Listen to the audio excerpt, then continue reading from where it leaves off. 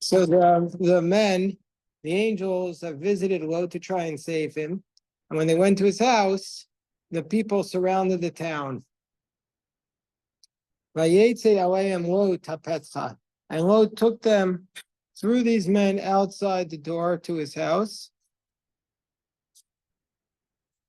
And the door closed after him.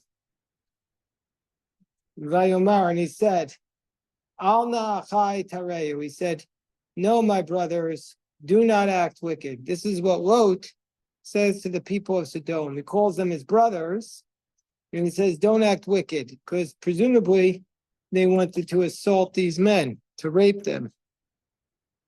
The men of the town wanted to rape the men, the angels who had come to visit Lot, the men of Sodom. Is it possible for a man to pregnant an angel? And I assume angels. Wait, angels don't have. Well, no, they didn't know they were angels. They didn't know they were angels. They looked like they were men. They wanted to do male sexual rape on these angels, but they didn't realize they were angels. But you're right. On the question you're asking, which is it possible to impregnate, for a man to impregnate an angel? I'm just going to say that goes back to the opening parsha. At the very, very end of Parshat Bereshit, we see the story. It says in the story, in those days, it says the sons of God saw the daughters of man, and they took them as wives, and so it does say that they had children, but we're not sure who those sons of man and the sons of God were in that verse. But it does seem like at the beginning of at the end of Parashat Bereshit, there was this union between these supernatural creatures and human beings. So that would answer your question there. Yeah. What's like an angel's like regular form, like when they're not? So the angel Rashi talks about in this week's portion that these angels took the form of a human being. But when they're not taking form of it. So then the prophets talking about them as seraphim, with the winged creatures. The vision of Ezekiel describes the angels as seraphim, as these wings on them. Yes, Jerry. I came in late.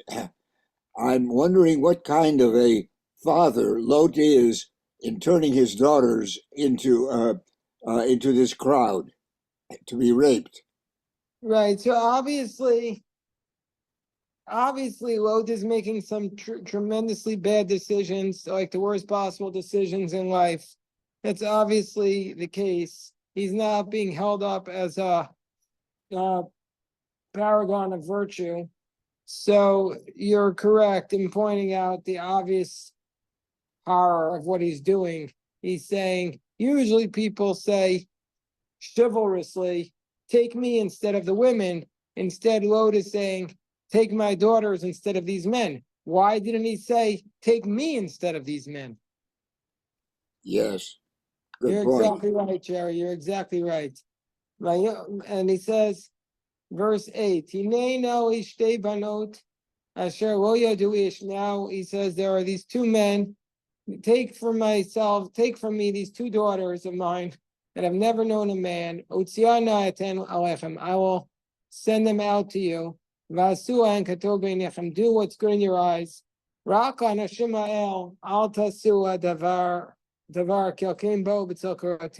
Just don't do anything to these men, because they've come under the shelter of my roof. Rashi says, to these men, they've come under the shelter of my roof. He's saying, out of respect for me, because of my hospitality. What I think this shows is what, if you have just an ancient code without the Torah, you make really bad mistakes. And so he held up as like the ancient code of hospitality, but he was sacrificing his daughters just so that his guests would not be harmed, when it seems like that's not the right approach. And so then he says, Vayomer, he says, verse 9, Geshawa, he says, come right away. They said to Lot, approach away, meaning to say, get over there, move away. Hawa means like move away. He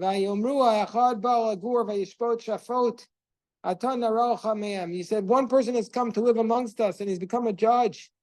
And now we will treat you worse than them. And the men beseeched Lot a lot, and they approached to break the door. So what does Rashi say?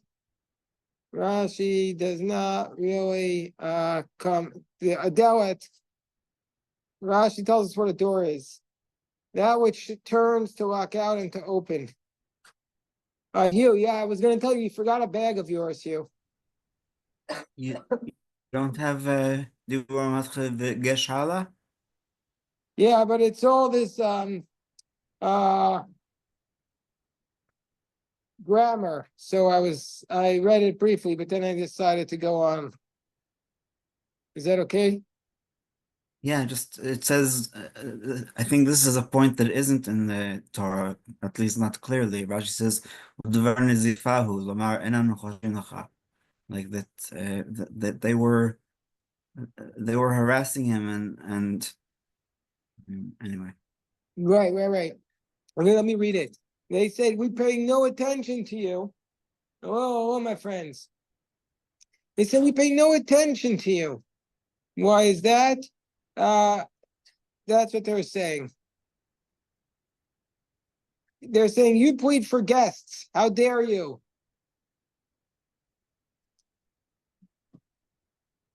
Meaning to say he's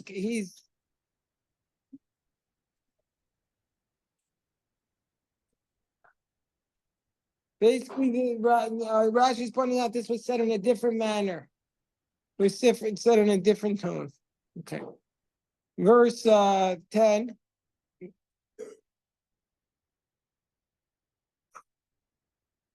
The men sent forth their hands. And they brought Lot to them into the house and they closed the door. Verse 11. And the men who were at the entrance to the house, Hiku Basan Veirim, they blinded, Mikatam Vagadol, from young to old, Vayolim Sota Petach, and they were unable to find the entrance. So there's two things for a door here. There's a delet and a petach. A door is what swings, and a petach is an opening. So they blinded these men. Rashi says the petach is the space through which people can enter and leave.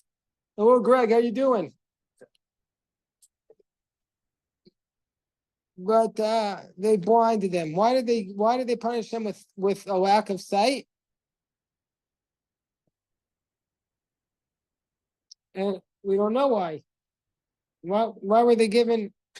96. We're chapter 19, verse 11. Chapter 19, verse 11.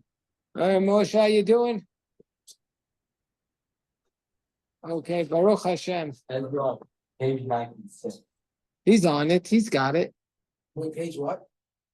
954.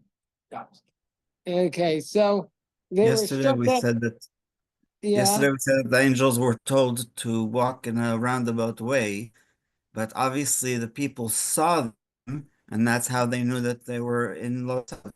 So this was with seeing, right? They didn't very nice. proceed with Very nice. their plan. They just that was Excellent, beautiful idea that they use their sight for the wrong purposes. Unlike Avram, who saw and he saw twice, which is at the beginning of the portion that Avram sees and he sees, they use their sight to track them and to punish them. We're discussing the sin of the people of Sodom. What was their sin? What was their sin? Ezra, what was the sin of the people of Sodom? What would you say? So their sin seems to be lack of hospitality. They didn't share their Cheerios with their neighbors. So now the people there, Mikatom Vagadol, from small to great. Why does he say they struck everybody with blindness from small to great? Meaning to say, because the younger people were the ones who started the sin. Therefore, the punishment began from them. By the way, let me just pause for a second and just to tell everybody with something that I've come to my attention today. Let me just stop the recording here for a moment. Recording. Okay, verse 12, chapter 19, verse 12. Vayomer Anashim el Lot.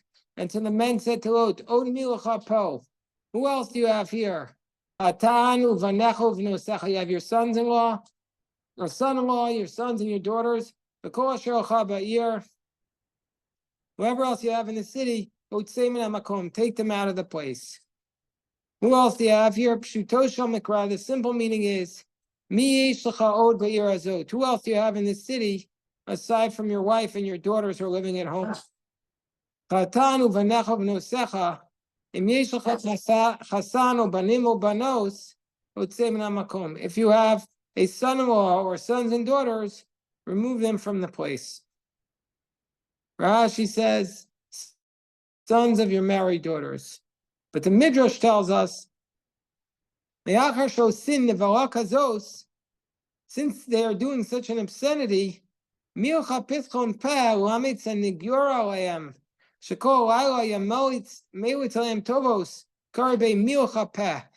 say, the whole night Lot was defending the people of Sodom.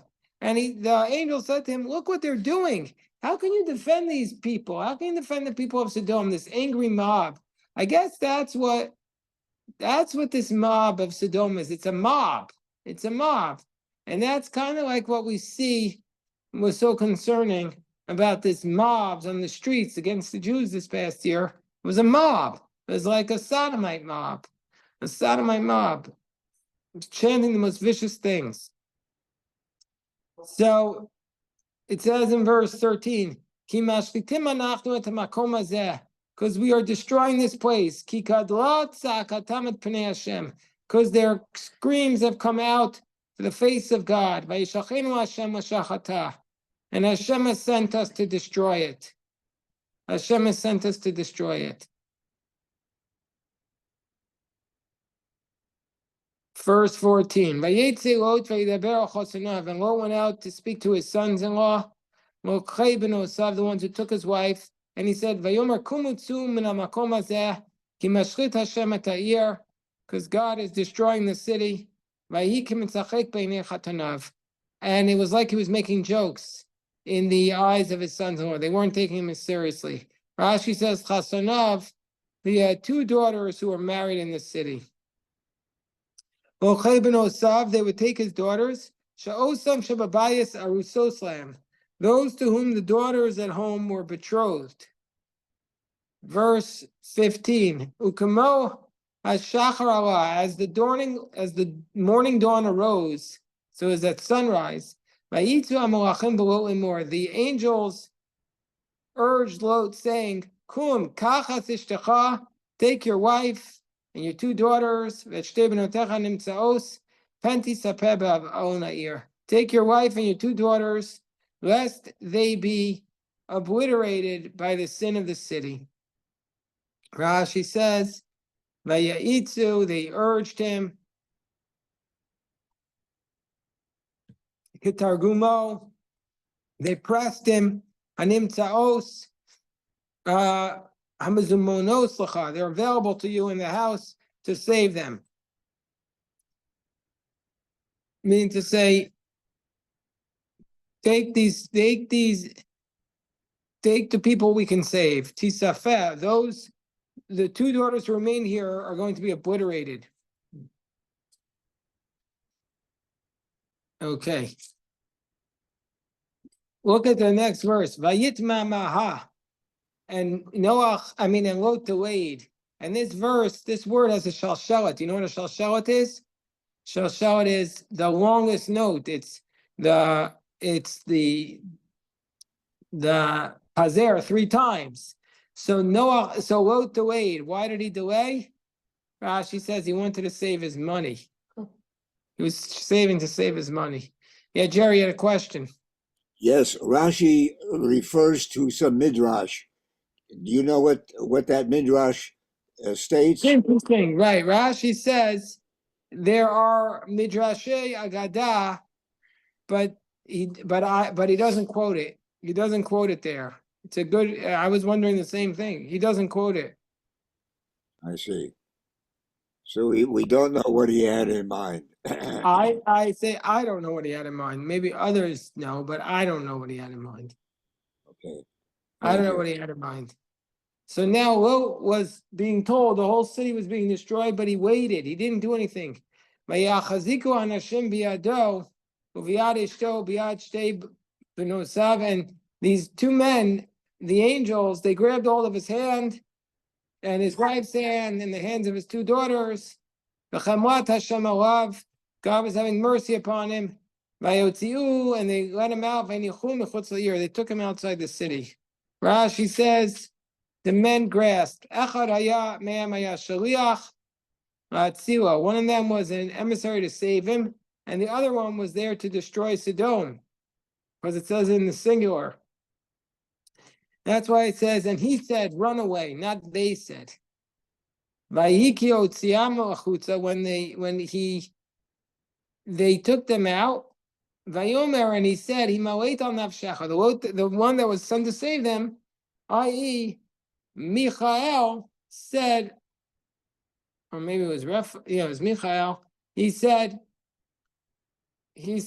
run for your life. Al tabit acharecha, do not look back.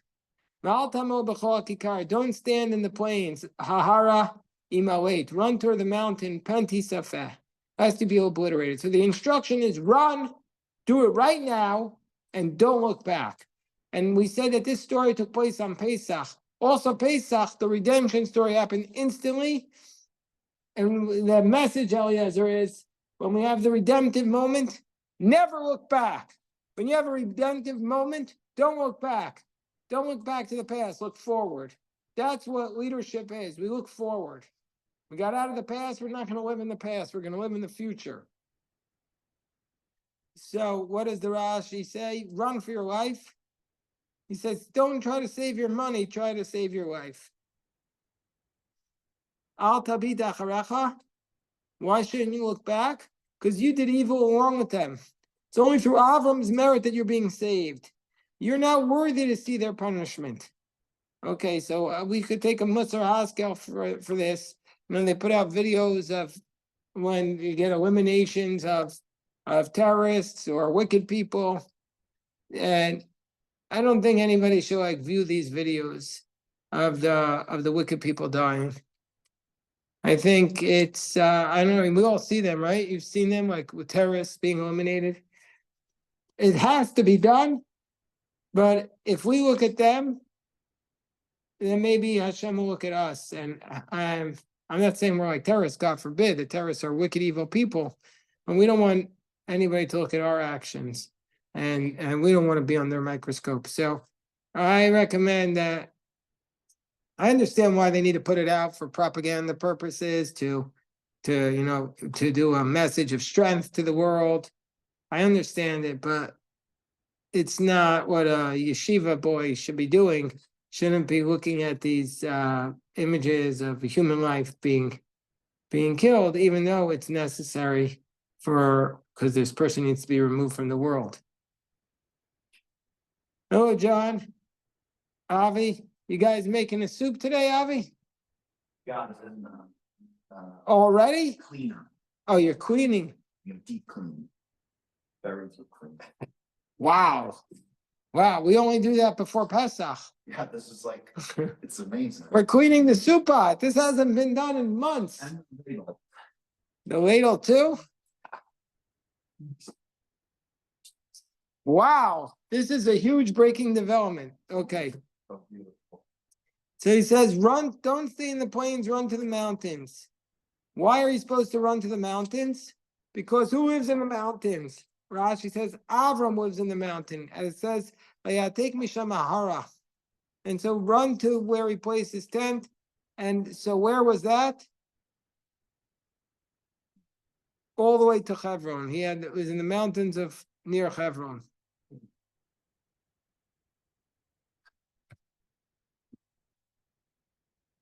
So Himoit, Rashi says Himoit means to slip away or to run away. Vayomer lot alayem al na Adonai. He says, it says, no, please not. Don't do this. What does that mean? He says he's addressing them as holy. He says somebody who has the ability to die and to put to life. What? This is a bonus day, Bill. Right? He says, if I find favor in your eyes, he says, I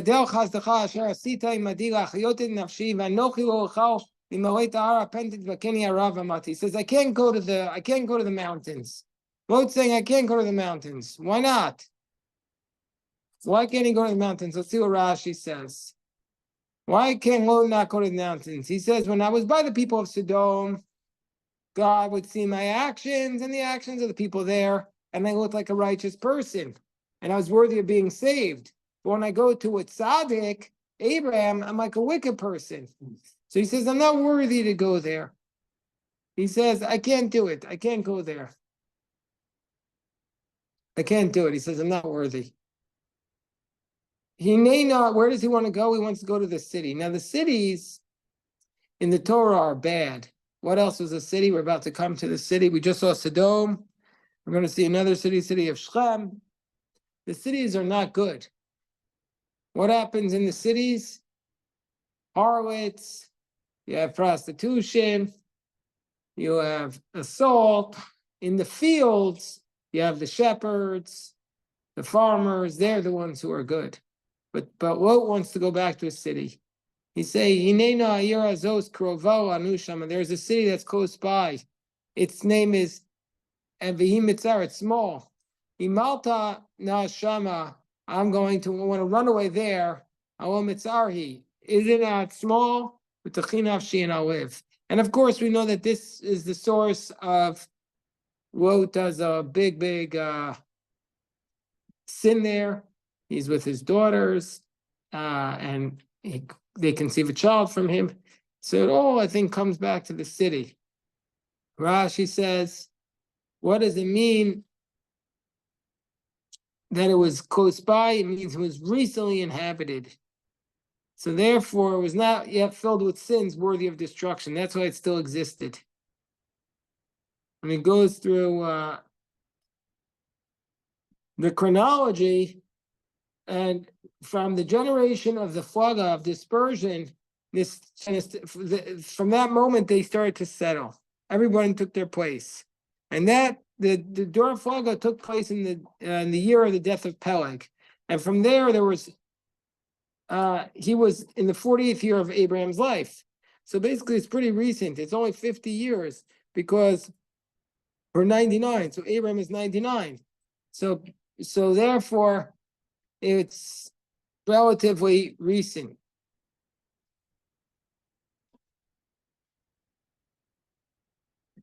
The Tzor was only settled after Sodom. When it says it was small, it means its sins were small. Okay, let's stop here. I'm going to stop in Mincha at this time. Okay.